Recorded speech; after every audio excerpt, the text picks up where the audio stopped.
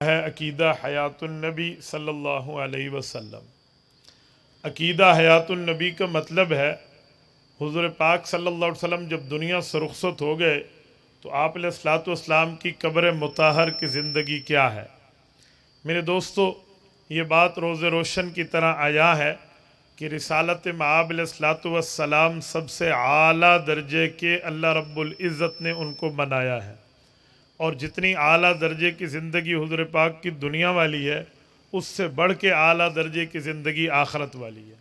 सूरत number 92 सूरत वज़्ज़ुहा में रब्बे करीम फरमाते हैं वलल आखरतु खैरुल लक मिनल ऊला, महबूबम आपकी आखरत की ज़िंदगी दुनिया की ज़िंदगी से ज़्यादा बेहतर है। तो दुनिया की ज़िंदगी में रिसालत मआब अलैहिस्सलातु वस्सलाम को जो फजीलतें हासिल थी, आखरत की ज़िंदगी में उससे बढ़ के है। तो इस बुनियाद पर हम कहते हैं कि पैगम्बर करीम की कब्र मुताहरा की जो ज़िंदगी है वो सारे इंसानों की ज़िंदगियों से बढ़ के है। और हमारी कॉन्फ्रेंस में सहाबा कराम पर उन्वान पे बात थी, तो पैगम्बर करीम के 4 सहाबा जिन्हें हम खुलफाए राशिदीन कहते हैं, हम इनका अकीदा देख लें तो इन चारों का अकीदा हयातुन नबी ये समझाते नज़र आते हैं। मसलन हज़रत अबू बकर सिद्दीक़ रज़ी अल्लाह अन्हु है। हज़रत अबू बकर सिद्दीक़ रज़ी अल्लाह अन्हु ने अकीदा हयातुन नबी पर 2 काम किए हैं।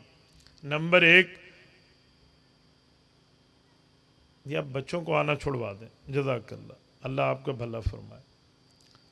नंबर 1, हज़रत अबू बकर सिद्दीक़ रज़ी अल्लाह ताला अन्हु ने एक काम ज़ुबानी तौर पे किया। नंबर 2, दूसरा काम अमली तौर पे किया।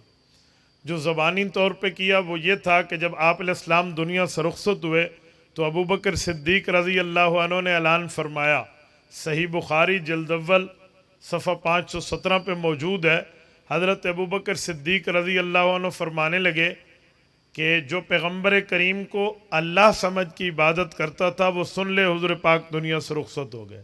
लेकिन तुम अल्लाह को अल्लाह मानते हो तो सुनो, अल्लाह दुनिया में, अल्लाह हर जगह कायम और ज़िंदा है। हुज़ूर पाक के लिए फरमाया कि मैं रब की कसम खाकर कहता हूँ, ला युज़ीकुकल्लाहुल मौततैनि अबदा, पैगम्बर करीम पर कभी 2 मौतें नहीं आएंगी।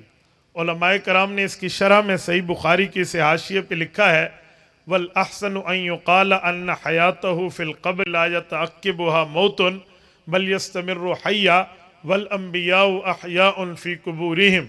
फरमाया दूसरी मौत का मतलब ये है, अबू बकर बताना चाहते हैं पैगम्बर को वफ़ात हुई है। जब आम बंदा कब्र में जाता है, फरिश्ते रूह का ताल्लुक़ कायम करके सवालात पूछते हैं। जब बंदा जवाब दे दे तो ताल्लुक़ ज़ईफ़ करके उसको सुला दिया जाता है। अच्छा होता है तो जन्नत का बाग, बुरा होता है तो जहन्नम का गढ़ा। फरमाए नबी का मसला यूँ नहीं है, पैगम्बर करीम की जब कब्री ज़िंदगी शुरू होती है फिर उस ताल्लुक़ को ख़त्म नहीं किया जाता। पता चला पैगम्बर पर कब्र में ज़िंदगी रहती है, मौत नहीं आती। ये जुमला हज़रत अबू बकर ने फरमाया। तो ये तो ज़बानी बात थी, तो अबू बकर ने अमली तौर पर भी इसको साबित किया। हज़रत अबू बकर सिद्दीक़ जब दुनिया से रुखसत हुए तो अपने लिए ये वसीयत फरमाई कि मेरा जनाजा उठाकर रसूलुल्लाह के रोज़े के सामने रखना और हुज़ूर पाक से इजाज़त लेना कि अबू बकर चाहता है उसकी कब्र यहाँ बने, अगर हुज़ूर इजाज़त दें मुझे अंदर ले जाना, वरना मुझे मुसलमानों की किसी कब्रिस्तान में जाकर दफन कर देना। सहाबा कराम को ये वसीयत की है। कुरान करीम सूरत कहफ आयत नंबर 11, फ़ज़रबना अला आज़ानिहिम फ़िल कहफ़ सिनीना अददा, इस आयत के तहत ये वसीयत हज़रत अबू बकर की इमाम फ़खरुद्दीन राज़ी ने तफ़सीर कबीर पे नकल की है। वो फरमाते हैं पैगम्बर के सहाबा ने इस वसीयत पे अमल किया। लम्मा हुमिलत जनाज़तुहु इला बाबी कब्र नबी सल्लल्लाहु अलैहि वसल्लम, अबू बकर के जनाजे की चारपाई को उठाकर सहाबा हुज़ूर पाक के रोज़े पे लाए और अर्ज़ किया, अस्सलामु अलैका या रसूल अल्लाह, ए अल्लाह के रसूल आप पे सलाम हो।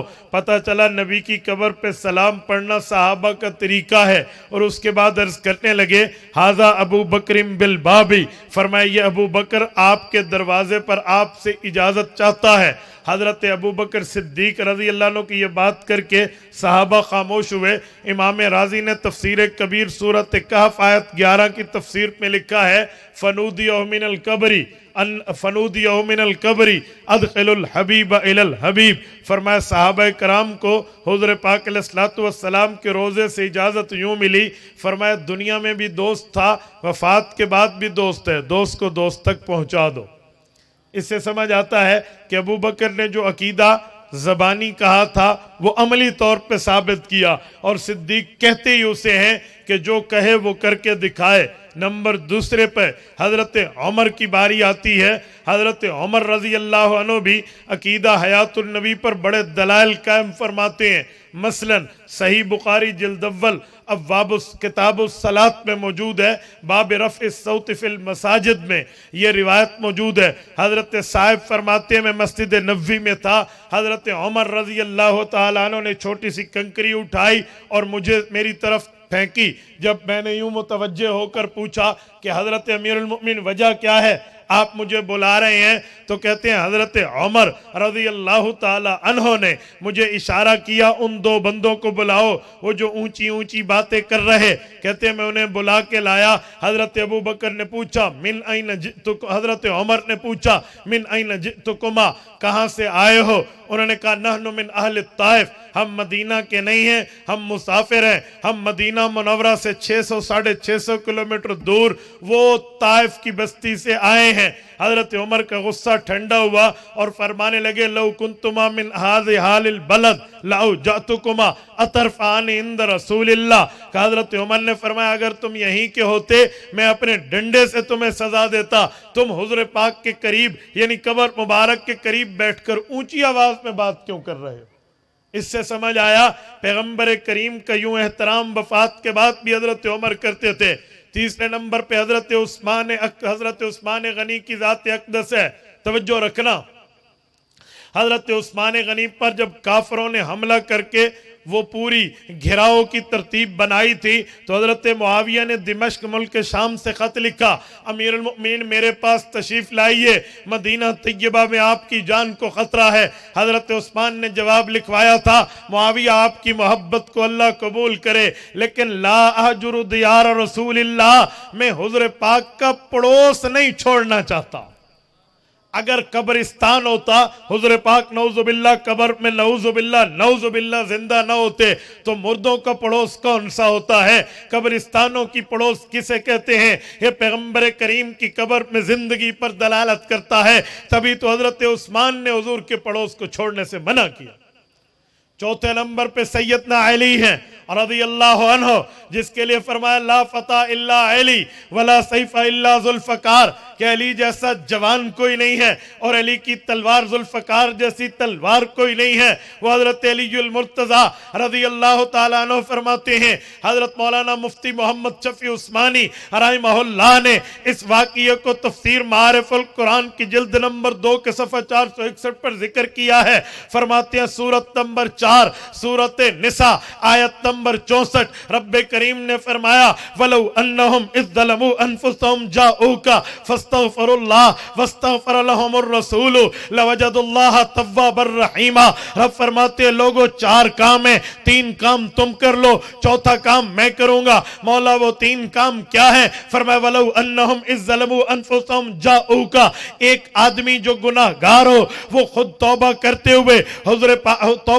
हुए और हुज़ूर पाक के पास तशरीफ लाए, फस्तगफिरुल्लाह अल्लाह से गुनाह की माफी मांगे, 2 काम, वस्तगफर लहुमुर रसूल। तीसरे नंबर पे हुज़ूर पाक उस उम्मती के लिए अल्लाह से दरखास्त करें, मौला मेरा ये उम्मती माफी मांग रहा, तौबा कर रहा, इस्तिगफार कर रहा, इसको माफी दे दे। ये 3 काम होंगे। रब ने फरमाया चौथा काम मैं करूंगा, लवजदुल्लाह तव्वाबर रहीमा, रब्बे करीम ऐसे बंदे पर 2 काम इनायत फरमाएंगे, एक तव्वाब होंगे, इसकी माफी को कबूल करेंगे, नंबर 2 रहीमा, अल्लाह पाक इसकी आइंदा की जिंदगी पर रहमत करेंगे। मेरे दोस्तों, हजरत अलीउल मुर्तज़ा फरमाते हैं, ये मारफ़ुल कुरान की जिल्द नंबर 2 के सफ़ा 461 पे तफसीर बहर मुहीत से अबू हयान उनलसी रहमहुल्लाह के वास्ते से हजरत मौलाना मुफ्ती शफी ने लिखा है, हजरत अली ने फरमाया जब हुज़ूर पाक कब्र में तशरीफ ले गए, 3 दिन बाद देहात से एक सादा बंदा आया, अल्लाह के रसूल की कब्र के पास आया, आकर बैठ गया, कहने लगा, ए अल्लाह के रसूल, जितुका मुस्तगफिरन लिज़ुनूबी व मुस्तशफियन बिका इला रब्बी अन यगफिर ली रब्बी, आपके पास आया हूं ये बात लेकर, ये आस लेकर, ये उम्मीद लेकर, ये चाहत, नीड और जरूरत हो, हाजत लेकर आया हूं कि मैं खुद माफी मांगता हूं और आपके पास आया हूं। और कुरान कहता है गुनाहगार भी हो माफी भी मांगे, हुजूर के पास आए तो हुजूर भी अल्लाह से अर्ज करेंगे, अल्लाह माफ कर दे, जितुका मुस्तगफिरन लिज़ुनूबी, मैं आपके पास आया हूं, मैं अपने गुनाहों की माफी मांगता हूं। आप भी अल्लाह करीम से कह दे,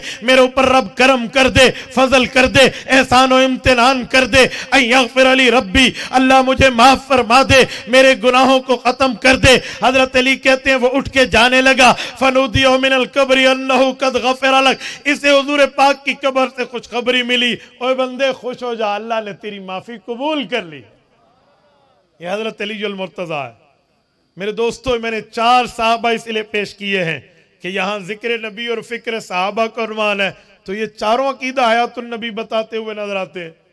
और फिर मैं एक बात साथ और भी करूं, उम्मुल मुमिनीन सिद्दीका बिनते सिद्दीक, सिद्दीका कायनात हजरत अम्मा जान आयशा रज़ियल्लाहु अन्हा भी अकीदा हयातुन नबी यूं समझाती हैं। हजरत अम्मा जान फरमाती हैं, ये मिशकात शरीफ पे हदीस पाक मौजूद है, हजरत अम्मा आयशा ने फरमाया जब मेरा कमरा हुजूर पाक की कब्र मुबारक की जगह बनी, उसके बाद हजरत अबू बकर की कब्र बनी, एक मेरे वालिद हैं, एक मेरे शौहर हैं, मैं इनके कब्र की ज़ियारत के लिए जाती, कोई ज्यादा पर्दे का एहतमाम नहीं करती थी, यकूलु इन्नमा हुआ ज़ौजी व अबी, और मैं कहती एक मेरे खामंद रसूलुल्लाह हैं, एक मेरे अब्बा अबू बकर हैं, ना अब्बा से पर्दा है ना मियाँ से पर्दा है, तो मैं बगैर पर्दे के ज़ियारत के लिए जाती।